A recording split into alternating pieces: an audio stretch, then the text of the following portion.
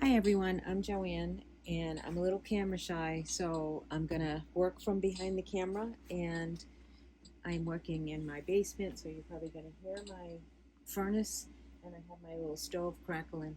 So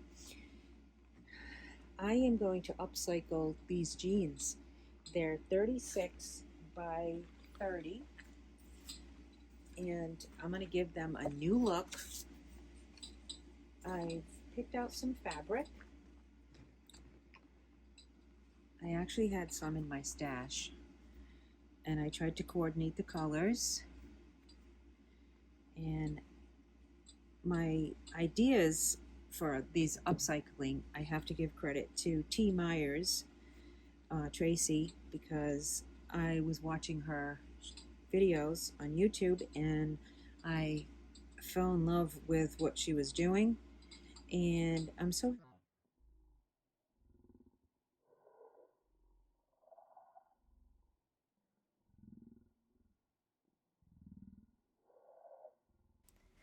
Full disclosure, I am not techie. As a matter of fact, somehow, I do not know how, but this video turned into slow motion. So I kept a little bit of it on just to show you. I made a pile of my fabrics, and that's where I started with my creative process. So I don't have the footage for the rest of it because I must have hit the wrong button. So there's that. So we'll keep going forward though, because I have some other footage and hopefully you'll get the gist of what I'm doing here.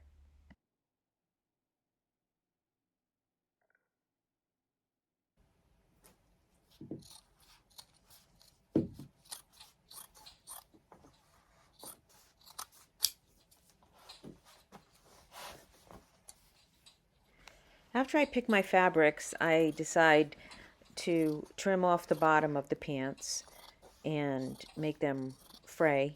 And then I don't trim, I cut up the side of the leg um, around a half of an inch to the side, the back side, so that I can separate the legs so that I can start my appliquing. If you don't do this and you applique with the legs not cut, it's a huge problem in the sewing machine trying to fit that in there.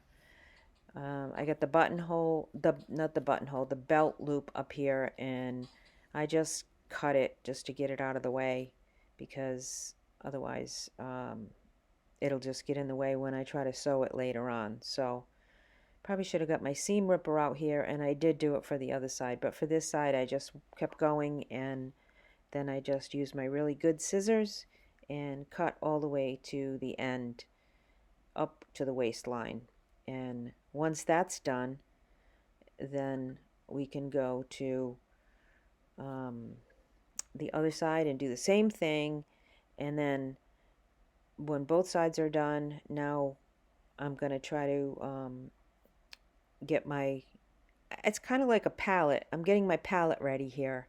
It's like as if you were painting, and you're just going to get it laid out and start putting down ideas that where you want to put your patches.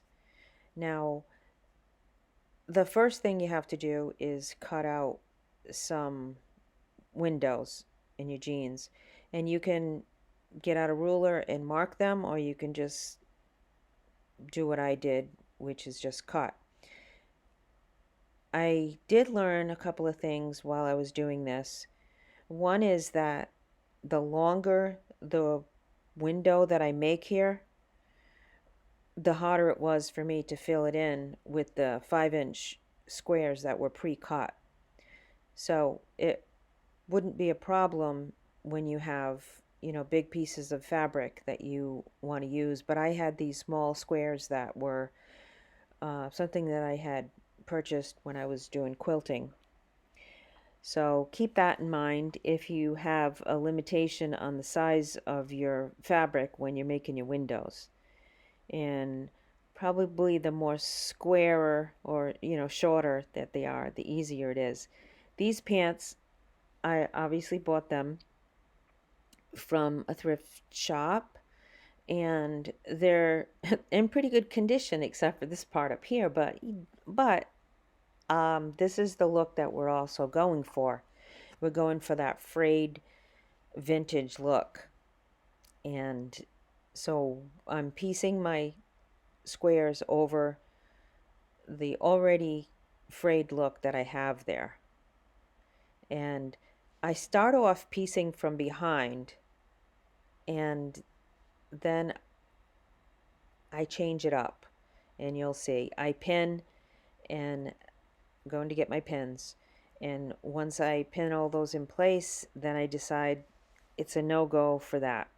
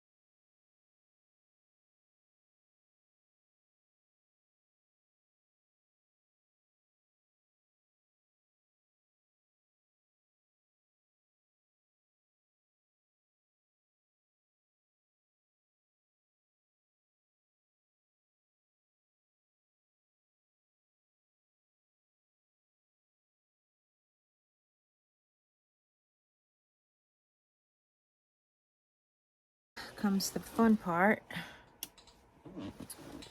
of sewing these patches in.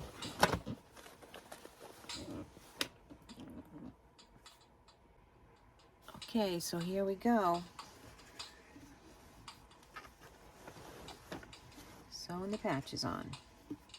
Now I have a pocket here, so I want to make sure that I move the pocket out of the way.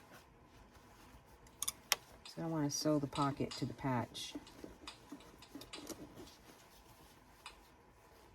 Oh, I already pinned the pocket to the patch, so that wasn't good. So make sure you don't pin the pocket.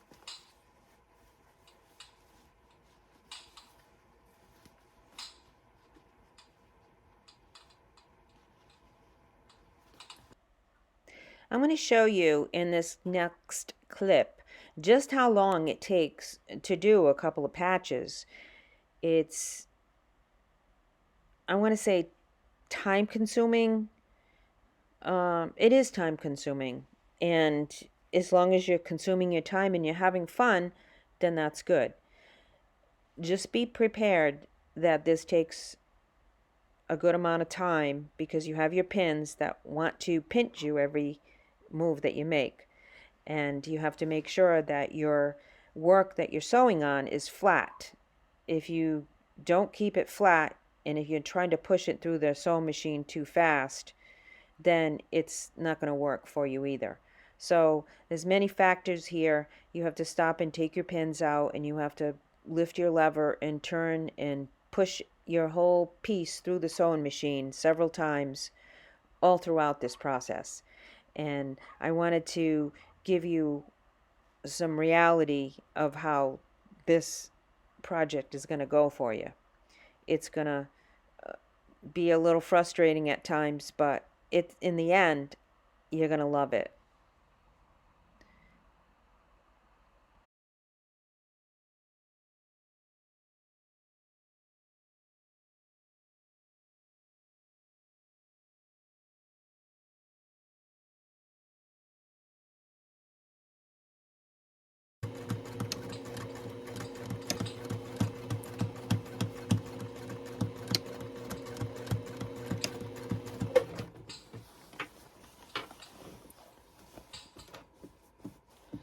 Trying to keep this flat.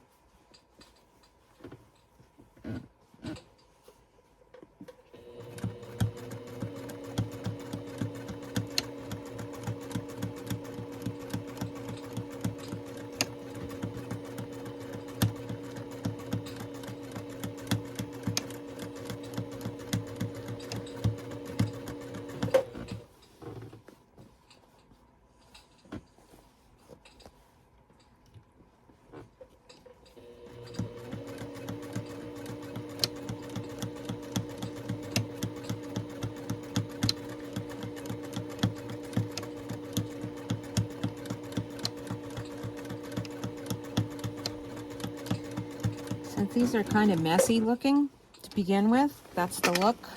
I'm just kind of going forward and backwards so that way, and it's kind of a jig-jaggy kind of a thing.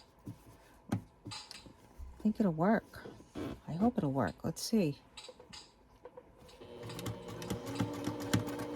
When I do darning on pants, that's what I do. I go forward and back until I fill up the space. And I just want this to make sure that it's going to hold.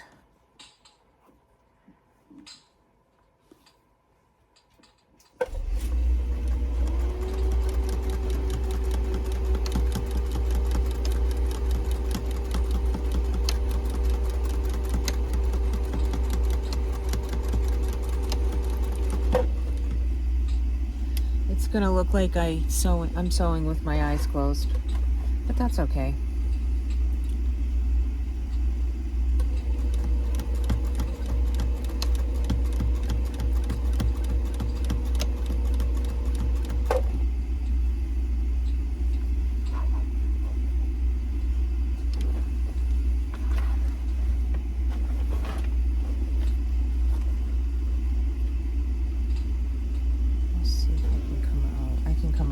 So I want to come out more to this.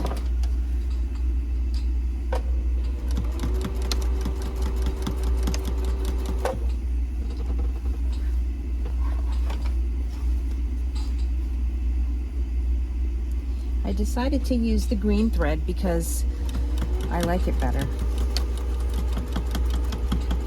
Because I'm going to be using it on the other side too for the velvet. This way I don't have to change the color.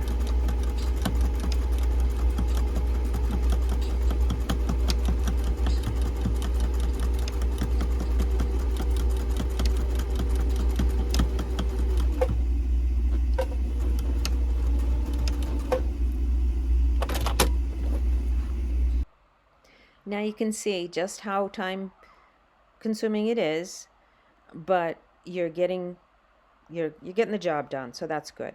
So I'm just going back and forth and continuing with this, and we'll fill in all of my windows that I made, and then when I'm done doing that, then we're going to go on to the next process, which will be, for me, it's more fun. So I guess I'm an artist in a way.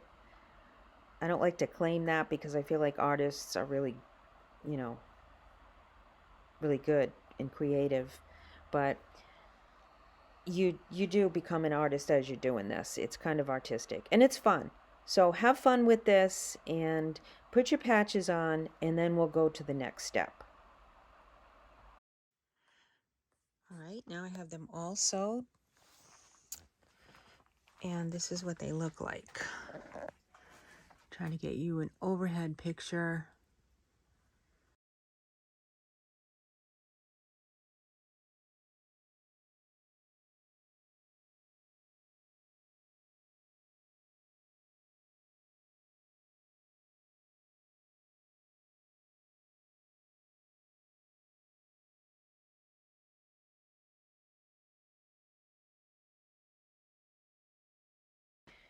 So what I do next is I take my pile of flowers that I've cut out, and I'm just going to trial place them all over the pants and see where I want to applique these down,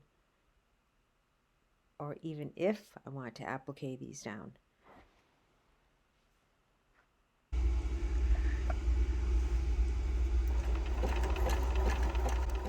And now I'm back to the sewing machine, and I took out my Bernina, which does do a zigzag stitch, and I'm using that zigzag stitch, and I'm showing you here how detailed you have to be when you do an applique, and you have to do a lot of moving the pants around, and the weight of the pants really needs to rest on something, on your lap or maybe a chair next to you, because when you're turning the project around like this, if it's not lifted, it's going to just pull on the needle, and it's gonna pull on what you're doing. So you don't want you need to have it lifted up like that. And this process is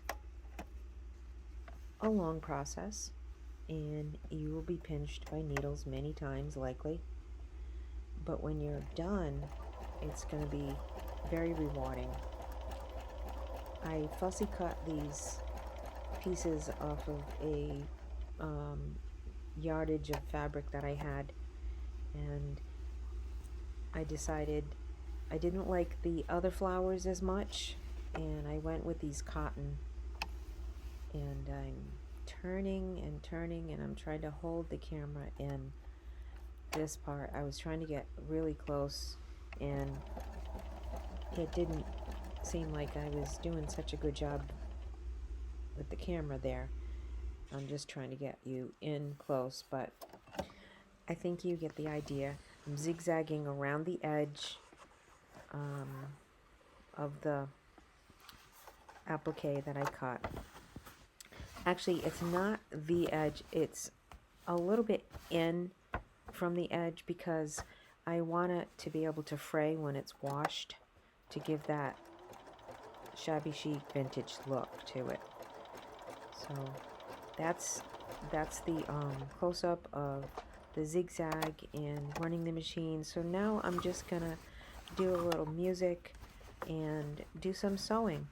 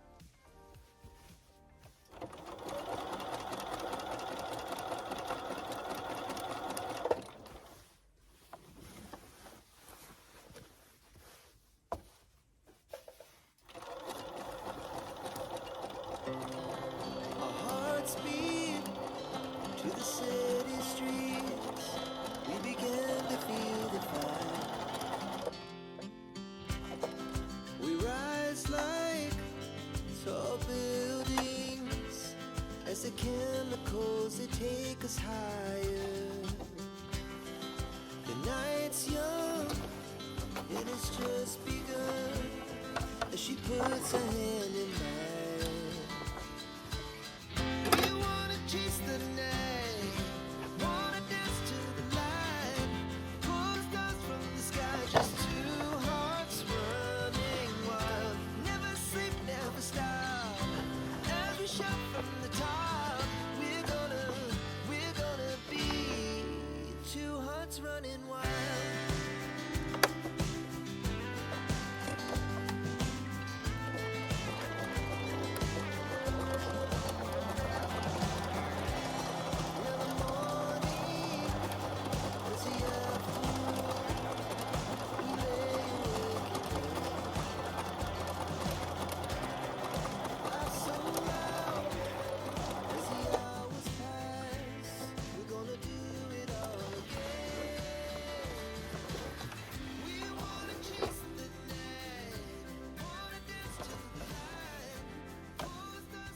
Okay, so here they are.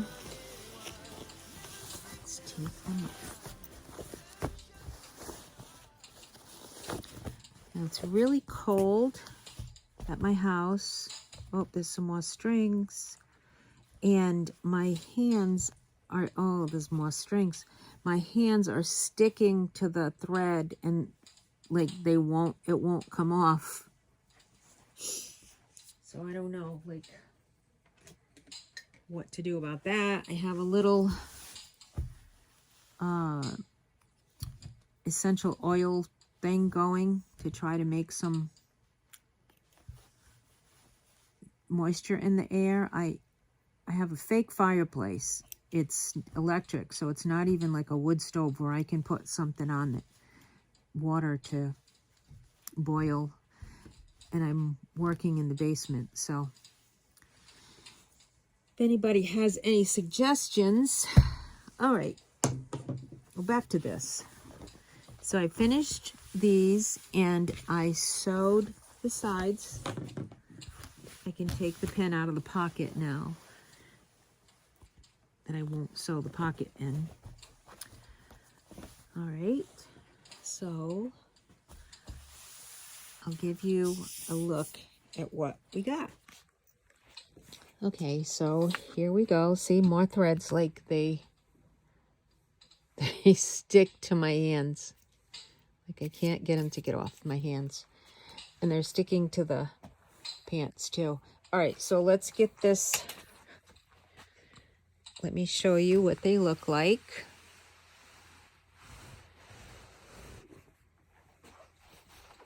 These are 36, now they're 29 leg. They were 30 leg, but I cut off the bottom of them. So that's what they look like. I'm going to put them on eBay. And thanks for watching.